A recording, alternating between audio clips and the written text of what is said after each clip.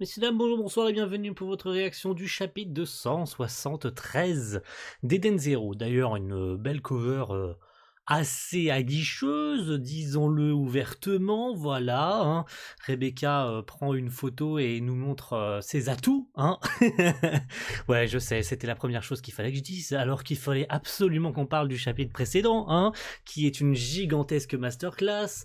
Nous avons enfin la révélation en ce qui concerne, enfin, nous allons le savoir aujourd'hui, hein, en ce qui concerne le passé de Shiki, le choix à faire avec Mother, le fait qu'elle les transporte dans le passé, qu'ils rencontrent les étoiles brillantes quand elles étaient encore humaines 20 000 ans plus tôt, bref, je vous passe les détails, et puis évidemment la révélation c'est que tout ça serait de la faute de Clown en fait. Enfin, vraiment entre de très gros guillemets, hein, voilà.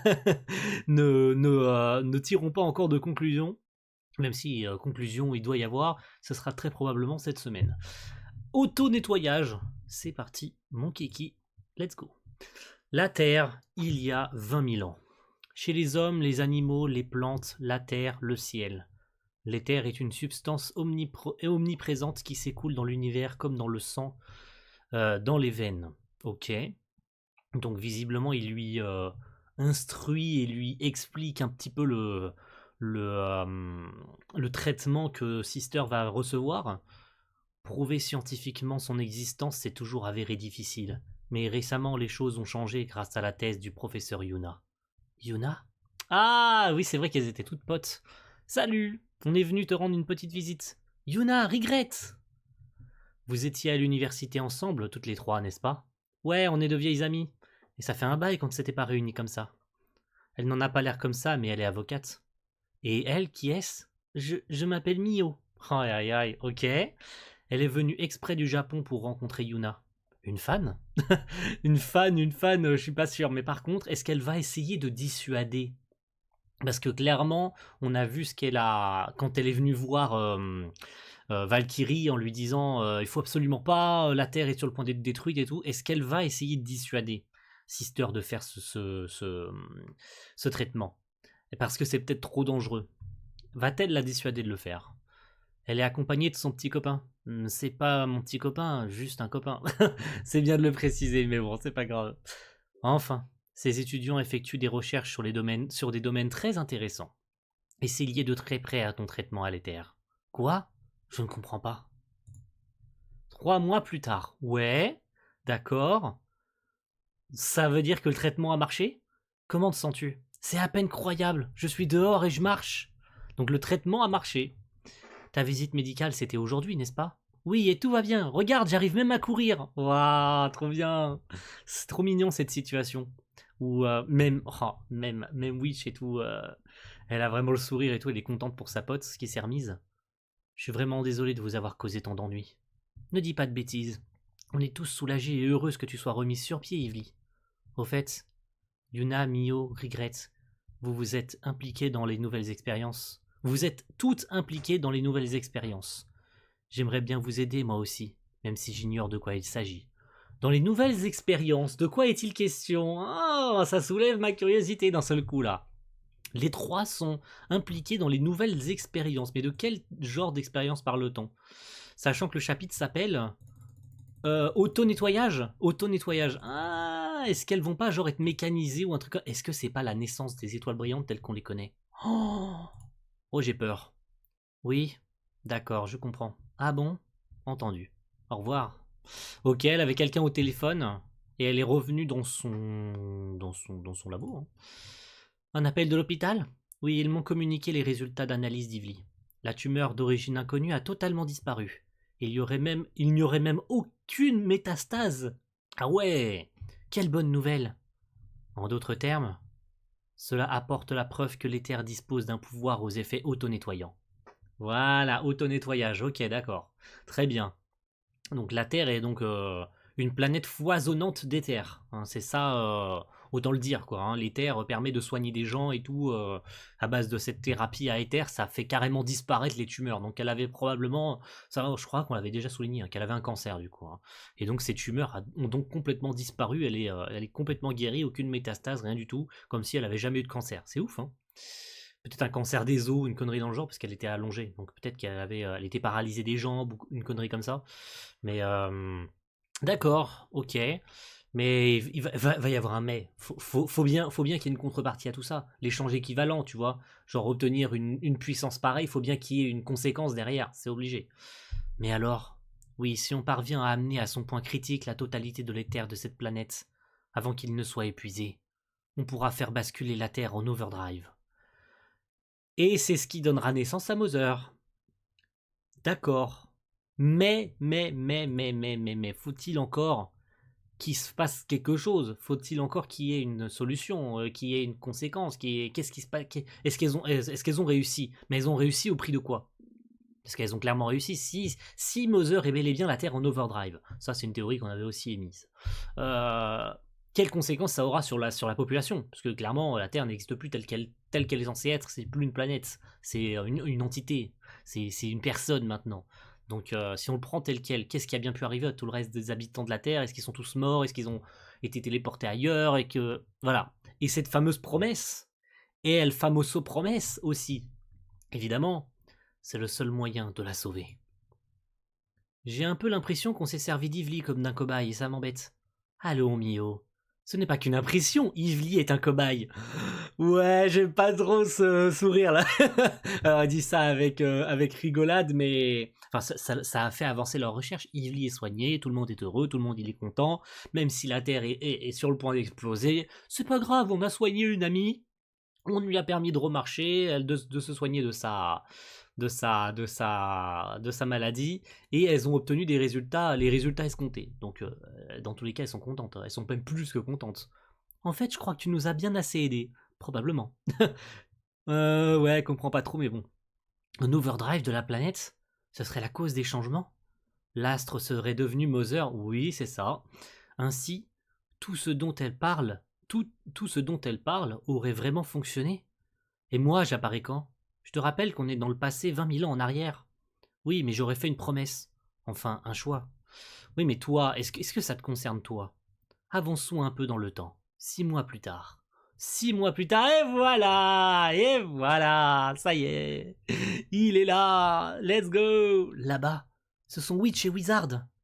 Et voilà, un bébé. Ah, ne me dis pas que... Si, c'est toi, Shiki. Oh, let's fucking go! Ça y est! Confirmé, enfin! C'est génial. Les gens qui avaient encore des doutes, alors qu'au moment même où elle entend Shiki, elle dit ça ferait un bon prénom. Elle l'avait donné, on le savait! Shiki est donc officiellement, maintenant tout de suite, hein, parce qu'il y en a qui en doutaient encore, hein, le fils de Witch et Wizard. Et c'est génial, putain. Alors il y en a qui vont dire, oui, mais pourquoi il a pas les cheveux verts comme Witch? C'est pas logique. Attendez, c'est pas fini. Attendez, on va peut-être avoir une réponse par rapport à ça. Donc, Witch et Wizard ont donc donné naissance à Shiki. Il est donc officiellement le fils de Witch. Ça, c'est génial, putain, c'est génial.